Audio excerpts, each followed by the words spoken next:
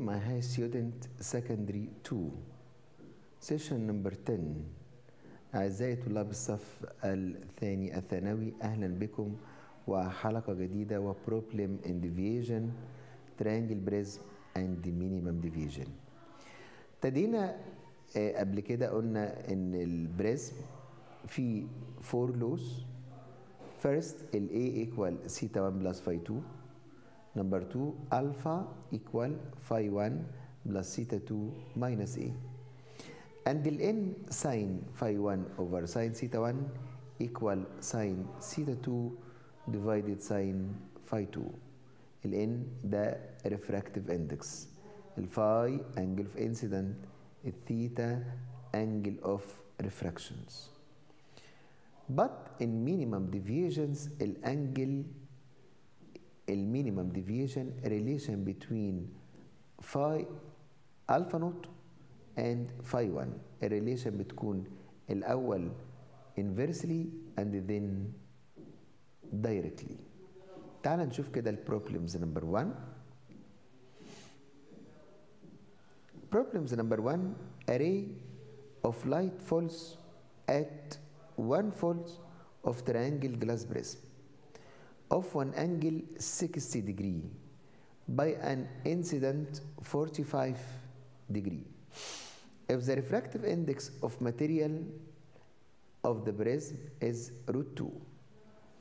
وقال هنا choose the angle of emergent وفور choose. هنا 30 degree وهنا 45 وهنا 40 and 55. But the angle of deviation وهنا for choose. Number 1 30 and 45 and 40 and 55. Answers 1. In sin phi 1 over sin theta 1 equal sin theta 2 over sin phi 2. يبقى هنا √2 equal sin 45 over sin theta 1 equal sin theta 2 divided sin phi 2. يبقى هنا sin theta 1 equal sin 45 divided √2. يبقى theta 1 equal 30 degree. And ال A equal theta 1 plus phi 2. يبقى هنا 60 equal 30 plus phi 2. ال A طبعا احنا عارفين اللي هو apex angle. theta 1 refractive index. phi 2 second angle of incident or second angle of refraction.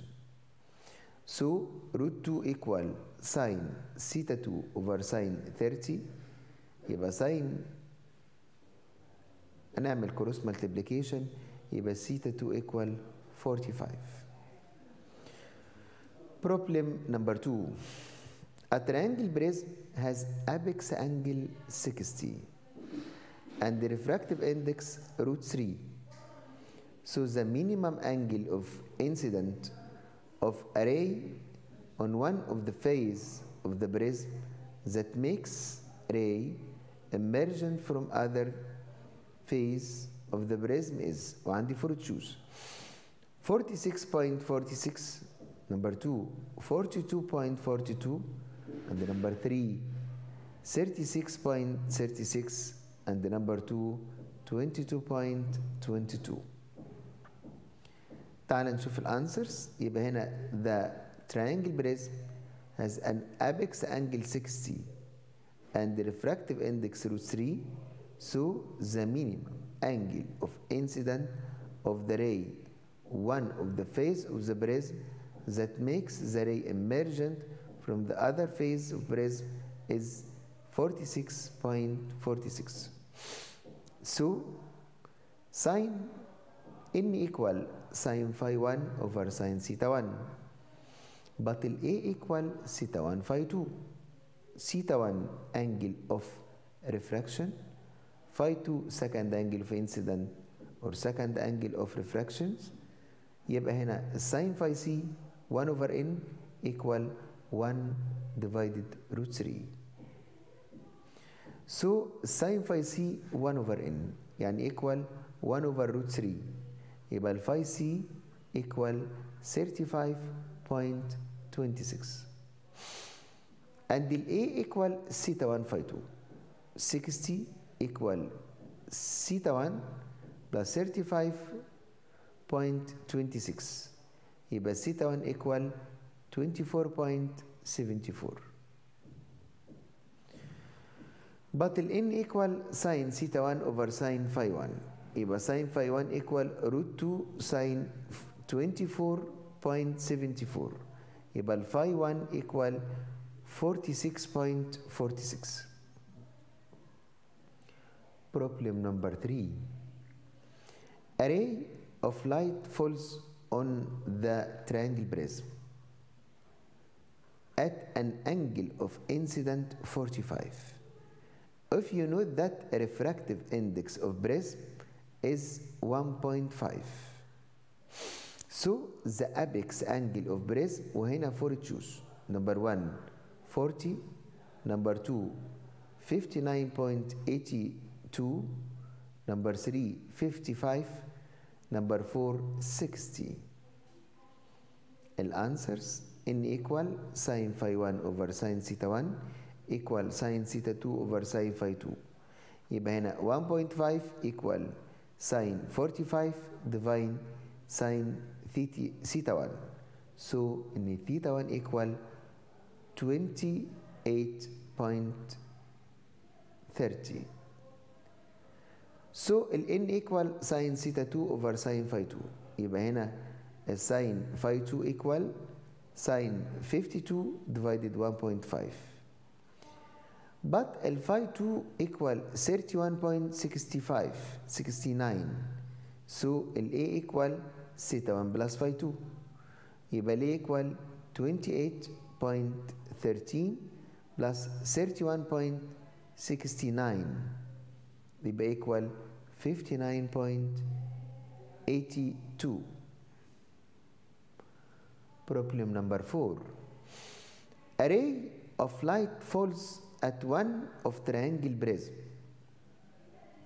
of an angle 60 but equilateral prism whose refractive index is materials prism is root 2 so the angles of emergent and deviations of light وهنا for choose عايز الانجل of emergent and the angle of deviation 50 50 59 82 60 and 60 60 and 50 answers number 4 n equal sin phi 1 over sin theta 1 equal sin theta 2 over sin phi 2 يبقى root 3 equal sin 60 divided sin theta 1 يبقى theta 1 equal 30 but ال a equal theta 1 plus phi 2 يبقى 60 equal phi 2 plus 30 يبقى ال phi 2 equal 30 degree but ال n equal sin theta 2 divided sin phi 2 يبقى root 3 equal sin theta 2 divided sin 30 يبقى نقدر نقول theta 2 equal 60 degree but الالفا نوت phi 1 plus theta 2 minus a يبقى الالفا equal 60 plus 60 minus 60 equal 60 degree problem number 5 apex angle of triangle prism is 45 if the ray of light falls perpendicular on one of its face then it's emergent as tangent to the other face so the refractive index equal وعندي four choose number 1 2 number 2 root 2 number 3 1.5 and the number 4 1.6 answers 5 the ray falls perpendicular وهنا كلمة perpendicular معناها الثيتا 1 equal 0 يبقى ال A ثيتا 1 phi 2 يبقى ال A بتساوي phi 2 يبقى ال phi 2 equal critical angle. So ال n 1 over sin phi c يعني equal 1 over sin A، يعني ال n equal 1 over sin 45، يبقى معنى كده ال n equal root 2. Problem number 6. A triangular prism has apex angle 60 and the refractive index root 2. The minimum angle of deviation equal، وعندي 4 choose 20 30 25 22.22. B. The angle of incident and triangle emergent at minimum deviation، وهنا 20 ولا 30 ولا 25 ولا 45. Answers number 6. هنا كلمة minimum angle of deviation n equal sin alpha naught plus a over 2 sin a over 2. So ال n equal root 2 equal sin alpha naught plus a over 2 sin a over 2. يبقى معنى كده هنا الالفا نوت equal 30، يبقى ال n equal sin alpha naught plus 60 divided 2 divided sin 60 divided 2. But ال phi 1 equal theta 1 equal alpha naught plus a divided 2 equal 60 plus 30 divided 2 equal 45. Problem number 7. A triangular prism has an apex angle 60. If the first angle of incident equal double to angle of refractions at minimum deviation, so the minimum angle of deviation equal، وقال لي هنا 20 or 30 or 60 or 22.22. But number B, theta 1 equal a divided 2 equal 60 divided 2 equal 30. But ال phi 1 equal 2 theta 1 يعني 2 multiply 30 equal 60. But ال alpha naught equal 2 phi 1 minus a، يبقى 2 multiply 60 minus 60 equal 60. Problem number 7. Relation between graph alpha naught minimum angle of deviation and phi naught phi 1 اللي هو angle of incident. From the graph وهنا دي 30 عند minimum deviation وهنا 45 at minimum deviation. So the apex angle equal، وهنا 4 choose 1 20 and 30 the number 2 and 60 number 3 and 22.22 number 4. The refractive index choose 4 choose number 1 root 2 number 2 root 3 number 3 1.3 and the number 4 1.34. Answers number 7. Alpha naught 2 phi naught minus a، يبقى 2 multiply 45 minus a equal 30. So ان ال a equal 60 degree. But ال n equal sin alpha naught plus a over 2 sin a over 2. So ال n equal sin 30 plus 60 divided 2 divided sin 60 divided 2 يعني equal root 2. Problem number 8. A triangle prism at minimum deviation if the first angle of incident equal 50 and the angle of prism 1.5 alpha naught. So the refractive index of 4 choose root 2 root 3 1.52 and 1.34. Answers number 8. هنا الالفا نوت equal 2 phi naught plus a. هنا الالفا نوت ب 50 والفاي نوت